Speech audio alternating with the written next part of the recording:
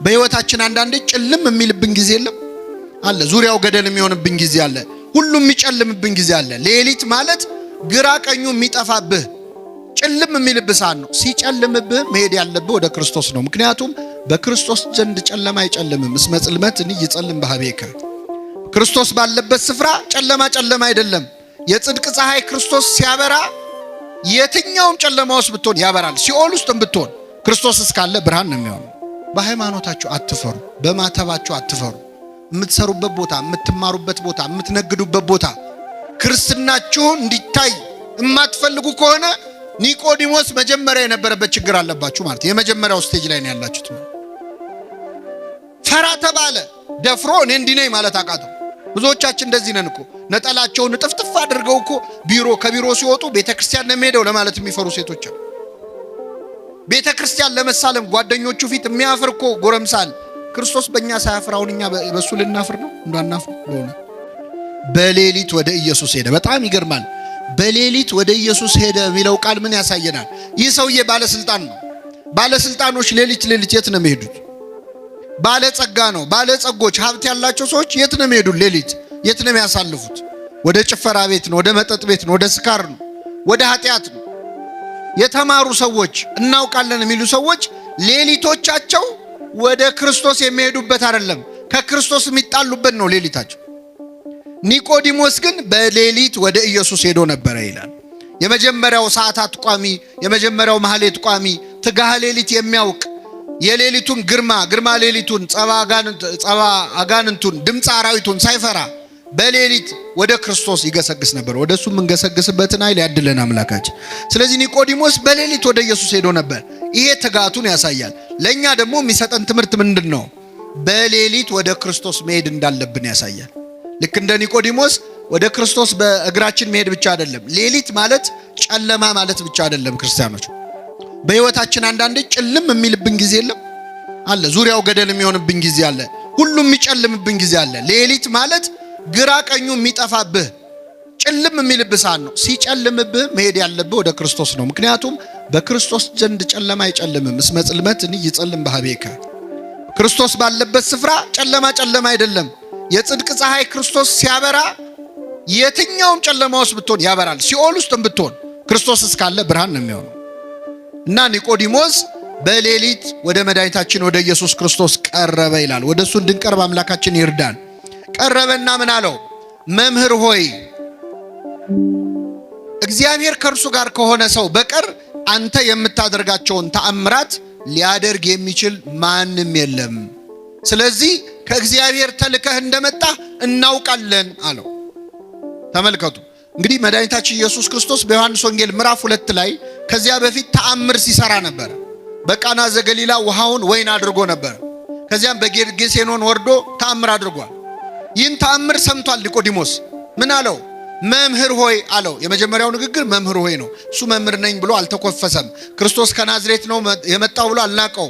መምህር ሆይ አለው። ከዛስ እግዚአብሔር ካንተ ጋር እንደሆነ አንተ የምታደርገውን ታምራት እግዚአብሔር ከእርሱ ጋር ከሆነ በቀር ሊያደርግ የሚችል እንደሌለ ከእግዚአብሔር ተልከህ እንደመጣን እናውቃለን አለ። ራሱን ብቻ አይደለም የወከለው፣ ሌሎች አይሁድ ሹማምንትም እንደኔ አንተ በእርግጥ ከእግዚአብሔር ተልከህ እንደመጣ እናውቃለን ብሎ ለክርስቶስ መሰከረ። ጌታችን ምን ብሎ መለሰለት?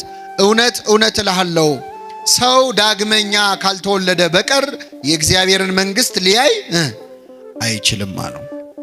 በጣም ይገርማል። ጥያቄውና መልሱን ተመልከቱ። ኒቆዲሞስ ለክርስቶስ ሙገሳን ያቀረበለት መምህር ሆይ አንተ የምትሰራውን እግዚአብሔር ከረዳው በቀር እኮ ማንም አይሰራውም። አንተ እኮ ከእግዚአብሔር የተላክ መምህር ነህ ብሎ መምህሩን አመሰገነ፣ አወደሰ። ክርስቶስ ግን ምን አለው? መምህርን በማወደስ አይደለም የምትድነው አለው። እኔን በማመስገን አይደለም የምትድነው። ሰው ዳግመኛ ዳግመኛ ካልተወለደ በቀር የእግዚአብሔርን መንግሥት ሊያይ አይችልም አለው። በጣም ይገርማል። ካልተጠመቀ በቀር ማለት ነው በኋላ ትርጉሙ። ይህንን ሲለው ኒቆዲሞስ በጣም ገረመው። ምን ማለቱ ነው? ከዛ ጠየቀ። ይህ እንዴት ሊሆን ይችላል? ሰው ዳግመኛ ወደ እናቱ ማህፀን ገብቶ ተመልሶ ሊወለድ ይችላልን ብሎ ጠየቀ። ክርስቶስ መለሰለት፣ እውነት እውነት እልሃለሁ ሰው ዳግመኛ ከውሃና ከመንፈስ ካልተወለደ በቀር የእግዚአብሔር መንግሥት ሊያይ አይችልም አለ። ከምንና ከምን? ከውሃና ከመንፈስ አለ። ምን ማለት ነው? ከውሃና ከመንፈስ ምስጢረ ጥምቀትን ነው የሚያሳየው። አባቶቻችን ክርስትና ሲያነሱን በሚጸልዩት ጸሎት ለመጠመቅ የተዘጋጀው ውሃ ወደ ማየገቦ ይለወጣል። ወደ ክርስቶስ ከጎኑ ወደ ፈሰሰው ደም ይለወጣል፣ ውሃ ይለወጣል። የጎኑን ውሃ ተጠምቀን የጎኑን ደም ጠጥተን ነው ክርስቲያን የሆን ነው። ስለዚህ ጸሎት ተደርጎበት ውሃው ወደ ማየገቦ ይቀየራል። ውሃና መንፈስ ናቸው ለኛ መወለድ ምክንያት የሆኑት። ሰው ከውሃና ከመንፈስ አባቶቻችን ይላሉ ከአብራከ መንፈስ ቅዱስ ከማህፀነ ዮርዳኖስ እንደ ባልና እንደ ሚስት አንድ ሕፃን ልጅ ሲወለድ ከአባቱ አብራክ ከእናቱ ማህፀን ነው የሚወለደው። እንደ አብራክ መንፈስ ቅዱስ እንደ ማህፀን ደግሞ ዮርዳኖስን አድርጋ ቤተክርስቲያን ጥምቀትን ዳግም ልደት ትላለች። ስለዚህ ሰው ዳግመኛ ካልተወለደ ወይም ካልተጠመቀ በቀር የእግዚአብሔርን መንግስት አይወርስም አለው። በጣም ይገርማል። ኒቆዲሞስ አለቃ ነው፣ ባለስልጣን ነው፣ ባለሀብት ነው ብያቸዋል።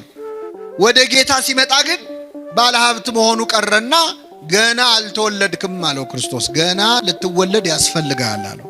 አስተነፈሰው። ወደ ጌታ የሚመጡ ሰዎች ተኮፍሰው መጥተው ተንፍሰው ነው የሚሄዱት። ደረጃቸውን አውቀው ነው የሚሄዱት። ባለስልጣን ነኝ፣ ምሁር ነኝ፣ ባለገንዘብ ነኝ ብትል ክርስቶስ ፊት ግን ስትመጣ ምንም ነህ። በዚያ ላይ ኒቆዲሞስ በሌሊት የመጣው ዝም ብሎ ለመማር ብቻ አይደለም። በዚያን ጊዜ ከክርስቶስ ተማሪ ሆኖ የታየ ሰው ህይወቱ ላይ አደጋ ይጣልበት ነበር። በተለይ የሸንጎ አባል ከሆነ የምክር ቤት አባል ከሆነ ከምክር ቤት ሊባረር ይችላል። ስለዚህ ሌሊት ያስመጣው የመጀመሪያው ምክንያት ፈርቶ ነው። የክርስቶስ ተማሪ ሆኖ መታየት አልፈለገም ነበር። ተመልከቱ፣ ይፈራ ነበረ። ሁለተኛ ገና እስካሁን አልተማረም እንዴ? ከጌታ እግር ስር ቁጭ ብሎ ይማራል። ከ30 ዓመት ጎልማሳ ከክርስቶስ እንዴት ይማራል? ስንት ነገር ያውቃል ብለን ስንገምት ብለው እንዳይንቁት ተከብሮ ያደርጋል ደንቆሮ ይላሉ አባቶቻችን። ሰው ሲከበር እኮ ይደነቁራል፣ ትምህርት መማር አያምረው። በዚህ ምክንያት ኒቆዲሞስ በሌሊት መጣ እና ሰው ዳግመኛ ከውሃና ከመንፈስ ካልተወለደ በቀር የእግዚአብሔር መንግስት ሊያይ አይችልም። ይህን ጊዜ ኒቆዲሞስ ምን አለ መሰላችሁ? ይህ እንዴት ሊሆን ይችላል አለ። ኒቆዲሞስ ስንት ጥያቄ ጠየቀ? 2 ጥያቄ ጠየቀ። መጀመሪያ እንዴት ሰው ወደ እናቱ ማህፀን ሊመለስ ይችላል አለ። ለሱ መለሰለት። እኔ ወደ እናት ማህፀን ተመለስ አላልኩህም፣ ከውሃና ከመንፈስ ነው የምትወለደው አለ። ሁለተኛ ጥያቄ ጠየቀ። ምንድነው ጥያቄው? ይህ እንዴት ሊሆን ይችላል አለ። የመጀመሪያው ጥያቄ መረጃ ከማጣት ዕውቀት ከማጣት የተጠየቀ ጥያቄ ነው። ክርስቶስ መለሰለት። ሁለተኛው ጥያቄ ግን የጥርጣሬ ጥያቄ ነው፣ የክርክር ጥያቄ ነው። እንዴት ሊሆን ይችላል? እግዚአብሔር ዕውቀት አጥሮን የምንጠይቀውን ጥያቄ ይቀበለናል። እምነት አጥሮን የምንጠይቀውን ጥያቄ ግን ያዝንብናል፣ ይቀየመናል። እየተነገረ እንዴት አትሰማም? እየነገርኩ አይደል ወይ? ለዚህ ነው እኮ እመቤታችንን ስናመሰግናት እንደ ዘካርያስ ሳትጠራጠሪ እንደ ኒቆዲሞስ ሳትከራከሪ ያመንሽ ብፅዕት ነሽ እንላለን። ኒቆዲሞስ ክርክር ነው የገባው ከክርስቶስ ጋር። ይህን ጊዜ ምን አለው? አንተ የአይሁድ መምህር ስትሆን ይህንን አታውቅም አለው። አባቶቻችን ይላሉ ዓለም ልሞ ገሰጸው ይላሉ። አንተ የአይሁድ መምህር ስትሆን ይህንን አታውቅም እንዲህ አለው። ዓለም ልሞ መገሰጽ ማለት ምን መሰላችሁ? ክብሩን ጠብቆ መገሰጽ ማለት ነው። እየሰማችሁ ነው? አሁን እኛ ብዙ ጊዜ ሰዎችን ስንገስጽ ክብሩን ጠብቀን አንገስጽ። ይህንን አታውቅም እንዴ ነው የምንለው በቀጥታ። እሱ ምን አለው? አንተ የአይሁድ ምን ስትሆን? ከኔ ጋር ናችሁ? እስቲ ልጠይቃችሁ። አሁን አንድ ሰው መጥቶ አንተ ውሻ ከሚለንና የኔ ውሻ ከሚለን መልሱልኝ። ካንተ ውሻና ከኔ ውሻ የቱ ይሻላል? አንተ ውሻ ስትባሉ ደስ ይላችኋል? የኔ ውሻ ስትባሉ ትሽኮረመማላችሁ አይደል? ትቅለሰለሳላችሁ። ግን ሁለቱም እኮ ውሻ ነው የተባለ።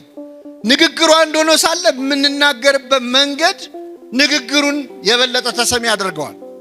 ዓለም ልሞ መገሰጽ ማለት ነው። አንተ ትልቅ ሰው አይደለህ እንዴ? የተማርክ አይደለህ እንዴ? እንዴት ይሄ ይጠፋሃል ብሎ ተግሳጽ በጣም ጥሩ ነው። ክርስቶስ የማያስተምረን የለም እኮ አክብሮ። አንተ የአይሁድ መምህር ስትሆን፣ የእስራኤል መምህር ስትሆን እንዴት ይህችን ነገር አታውቅም አለው ክርስቶስ። ከዛ ምን አለ? ከስጋ የተወለደ ስጋ ነው፣ ከመንፈስ የተወለደ ምንድን ነው? መንፈስ ነው። ከመንፈስ ትወለዳላችሁ ስላልኩ አታድንቅ። ማለት የምትወለዱ ልደት የስጋ ልደት አይደለም፣ መንፈሳዊ ልደት ነው። ነፋስ ከየት እንደሚመጣ ወዴት እንደሚሄድ አይታወቅም። መንፈስ ቅዱስም ከየት መጥቶ ሕፃኑ ላይ እንደሚያድር ሲጠመቅ ተጠምቆ ልጅነት መቼ እንደሚሰጠው አይታወቅም። ይሄ የመንፈስ ቅዱስ ስራ ነው ብሎ ኒቆዲሞስን በሌሊት አፍሮ ወደ ክርስቶስ የመጣውን ተማሪ አስተማረው። የኒቆዲሞስን እድል ለሁላችን ያድለን። ይሄ የመጀመሪያው ኒቆዲሞስ ክርስትና ሲጀምር የተከሰተ ታሪክ ነው። ኒቆዲሞስን የዮሐንስ ወንጌል ላይ ግን የምናገኘው ሶስት ቦታ ነው። ለሁለተኛ ጊዜ ኒቆዲሞስን የምናገኘው የዮሐንስ ወንጌል ምዕራፍ 7 ላይ ዮሐንስ ወንጌል ምዕራፍ 7 ላይ አንድ ነገር ተከሰተ። ክርስቶስ ሲያስተምር ሰዎች በትምህርቱ ጣዕም በጣም ከመደሰታቸው ብዛት በዋለበት እየዋሉ ባደረበት እያደሩ ቃሉን ይሰማሉ። እና ክርስቶስ ሲያስተምር ሰው የበዛ የጌታ ተከታዮች ብዙ እየሆኑ መጡ። ጸሐፍት ፈሪሳውያን ደስ አላላቸው። ይሄ ነገር ያሰጋናል አሉ። መጨረሻ ሁለት ወታደሮች ሮማውያን ጠሩና ደና ጉልበት ያላቸው እንደው ጠብደሎቹ ጠሩና ሂዱና የናዝሬቱን ኢየሱስን አስራችሁ ይዛችሁልን ኑ አሏቸው። እሺ ብለው እነዚህ ሁለት ወታደሮች ክርስቶስን ሊይዙ ጉዞ ጀመሩ። ከኔ ጋር ናችሁ? እግዚአብሔር ከሁላችን ጋር ይሁን። ከዛ ሁለት ወታደሮች ጌታን ሊይዙ ሲሄዱ ልክ እንደዚህ ጉባኤ ክርስቶስ ሕዝቡን ሰብስቦ እያስተማረ ነው። ወታደሮቹ ቆይ ትምህርቱን ይጨርስና ትምህርቱን ጨርሶ ሲወርድ እናስረዋለን ብለው ቁጭ እንበል ብለው ቁጭ አሉ። እያስተማረ ያለው ማን ነው? የኛን የኃጢአተኞቹን ትምህርት እኮ ቁጭ ብላችሁ ትሰማላችሁ። የክርስቶስ ትምህርት እንዴት አይነት ነው? የሱን ድምጽ መስማት ብንችል ደስ አይላችሁ? ብፁዕ ቅዱስ አቡነ ሺኖዳ ምነው ዛሬ አገሩን ያጥለቀለቀው የድምጽ መቅረጫ መሳሪያ ጌታ በነበረ ጊዜ በኖረ ኖሮ ይላሉ። ምነው ድምጹን በሰማነው ተቀርጾ በቀረ ኖሮ። አስባችሁታል? የጌታን ድምጽ ብንሰማው የሱ ድምጽ እኮ ይሰራል። አልዓዛር ውጣ ሲል ሙቱ ከመቃብር ምን ይላል? ይወጣል። አቤት ድምጹን ስንት በሽተኛ ፈውሰንበት ነበር እያሰማ። እና ቁጭ ብለው የጌታን ትምህርት ህዝቡ ሲማር ሁለት ወታደሮችም አብረው ቁጭ ብለው ሲማሩ ትምህርቱ መስጧቸው ቁጭ ብለው ደስ ብሏቸው ትምህርቱ ጨረሱና ትምህርቱ ሲያልቅ ረስተውት ወደ ቤታቸው ሄዱ። የመጡት ምን ሊያረጉ ነበር? ክርስቶስን ሊያስሩት። ክርስቶስ ሊያስሩት የመጡትን ሰዎች በትምህርቱ ጣዕም የሚያስረሳ ሰው ትምህርት ነው የሚያስተምረው ጌታ። ይገርማቸዋል። ወታደሮቹ ተመለሱ ወደ ጸሐፍት ፈሪሳውያን። የታል አሏቸው። ምን አሉ? እንዴ አስራችሁ ነው አልተባላችሁም ወይ? የታል ያዛችሁታል? እረኛ እስከ ዛሬ እንዲህ ያስተማረ ሰው አይተን አናውቅም እንዲህ ያለ ትምህርት ሰምተን አናውቅም አሉ። መሰከሩለት። ይህን ጊዜ ጸሐፍት ፈሪሳውያን ተበሳጩ። ምን አሉ መሰላል? እናንተ ወታደሮች ስለሆናችሁ ነው፣ ምንም ስለማታውቁ እውቀት ስለሌላችሁ። የተማረ ሰው ብትሆኑ ኖሮ የሱን ትምህርት አትማሩም ነበር። እስቲ አንድ የተማረ ሰው ቁጭ ብሎ የሱን ትምህርት ሲማር አይታችሁ ታውቃላችሁ? ያሉ አንድ የተማረ ሰው እስቲ የሱ ተማሪ ያለው ያሉ አለ? የለም። ማ? ኒቆዲሞስ። ይሄ ወሬ ሲወራ ኒቆዲሞስ እዛ ቆሞ ይሰማል። እስቲ አንድ የተማረ ሰው ቁጭ ብሎ የጌታን ትምህርት ተምሯል ሲሉ ኒቆዲሞስ እዛ ቁጭ ብሏል። ኧረ እኔ ያለው ሄጄ እኮ በሌሊት ተምር ያለው እንዳይል ያስሩታል። ነገር ይመጣል። ዝም እንዳይል ደግሞ ቆጨው። እንዴት ያለ ነገር ነው! ተጨነቀ። ዝም እንዳይል የተማረው ትምህርት ቆጨው። ያንን ሁሉ ነገር ነግሮት በሌሊት ስለ ጥምቀት አስተምሮት እንዴት ዝም ይበል? እንዳይናገር ደግሞ የሚመጣበትን ያውቃል። ከዚያ ምን አለ? ሄደው ተምረው የክርስቶስን ትምህርት ሰምተው የመጡት ሁለት ወታደሮች ናቸው አይደል? እኛ ሄደን አልሰማንም፣ ባልሰማነው ነገር መፍረድ እንችላለን ወይ? ሕጉ እኮ አይፈቅድም አለ ኒቆዲሞስ። ብልጥ አይደለም? ቢያንስ ዋናውን ባያነሳ ትንሽ ስብሰባውን መረበሽም ጥሩ ነገር ነው አይደል? ይሄ ምን ማለት መሰላችሁ? በሃይማኖታችሁ አትፈሩ፣ በማተባችሁ አትፈሩ። የምትሰሩበት ቦታ፣ የምትማሩበት ቦታ፣ የምትነግዱበት ቦታ ክርስትናችሁን እንዲታይ የማትፈልጉ ከሆነ ኒቆዲሞስ መጀመሪያ የነበረበት ችግር አለባችሁ ማለት። የመጀመሪያው ስቴጅ ላይ ነው ያላችሁት ማለት። ፈራ ተባለ፣ ደፍሮ እኔ እንዲህ ነኝ ማለት አቃተው። ብዙዎቻችን እንደዚህ ነን እኮ። ነጠላቸውን ጥፍጥፍ አድርገው እኮ ከቢሮ ሲወጡ ቤተክርስቲያን ነው የሚሄደው ለማለት የሚፈሩ ሴቶች አሉ። ቤተክርስቲያን ለመሳለም ጓደኞቹ ፊት የሚያፍር እኮ ጎረምሳል። ክርስቶስ በእኛ ሳያፍር አሁን እኛ በሱ ልናፍር ነው? እንዳናፍር በእውነት። እና ኒቆዲሞስ ፈራ ተባብሎ እንዴ ሕጋችን እኮ ሳያጣሩ መፍረድ አይፈቅድም አለ። ይህን ጊዜ አይሁድ አንተ እኮ ስላልተማርክ ነው ሊሉት አልቻሉ። አንተ አልተማርክም ሊሉት አልቻሉ። ምክንያቱም ኒቆዲሞስ ምን ያለ ሰው ነው? የተማረ ሰው ነው። በቃ እንመርምር እስቲ ነቢይ ኬት እንደሚነሳ መጽሐፍ እንመርምር ብለው ተበተኑ ወደ የቤታቸው። ይሄ ሁለተኛው የኒቆዲሞስ ክርስትና ደረጃ ነው። የመጀመሪያው ፍርሃቱ ነው። ሁለተኛው ፈራ ተባ ያለበት ነው። ሶስተኛው ልንገራችሁ እናበቃለሁ። ኒቆዲሞስን ለሶስተኛ ጊዜ የምናገኘው በዮሐንስ ወንጌል ምዕራፍ 19 ላይ ነው።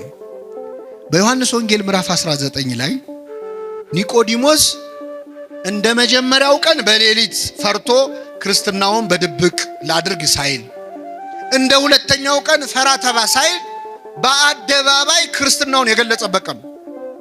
በአደባባይ መቼ ነው ካላችሁ ጌታችን መድኃኒታችን ኢየሱስ ክርስቶስ በመስቀል ላይ ተሰቅሎ በሞተበት ዕለት ዓርብ ዕለት ታስታውሱ ከሆነ ዓርብ ዕለት ጌታችን መድኃኒታችን ኢየሱስ ክርስቶስ 9 ሰዓት ላይ ነፍሱን ሰጠ።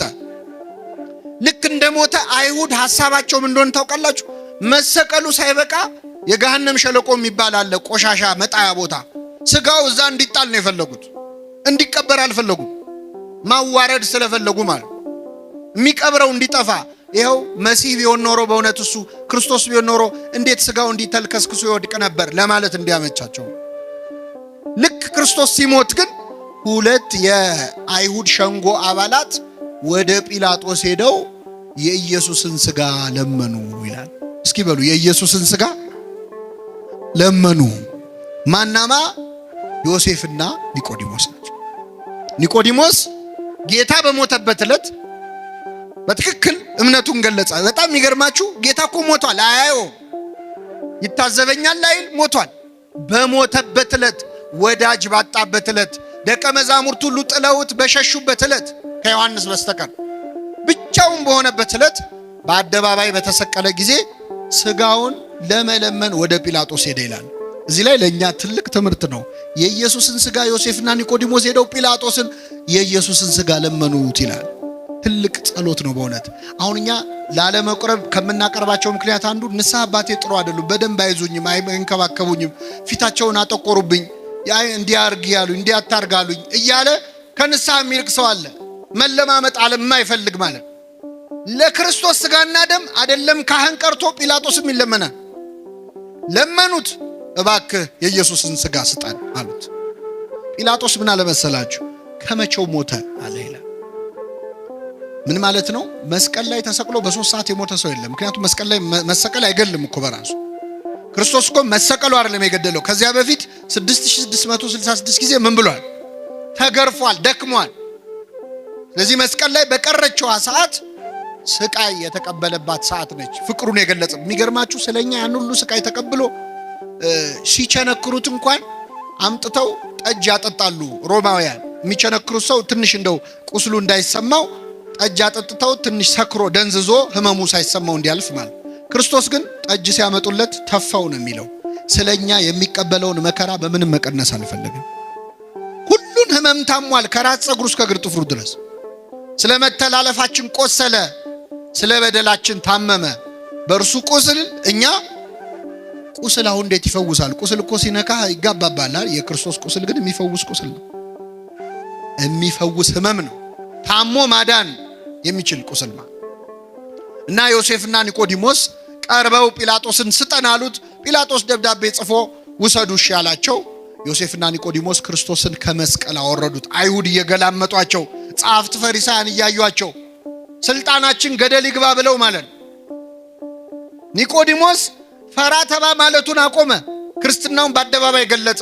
ሄዶ ከመስቀል ላይ ክርስቶስን አወረደው። አስተኝተው በግራውና በቀኙ ቆመው እያለቀሱ ገነዙት። ደከምከኑ መጽኔሆሙ ለድኩማን፣ ደካሞችን የምታጸናቸው ሆይ ደከምክን?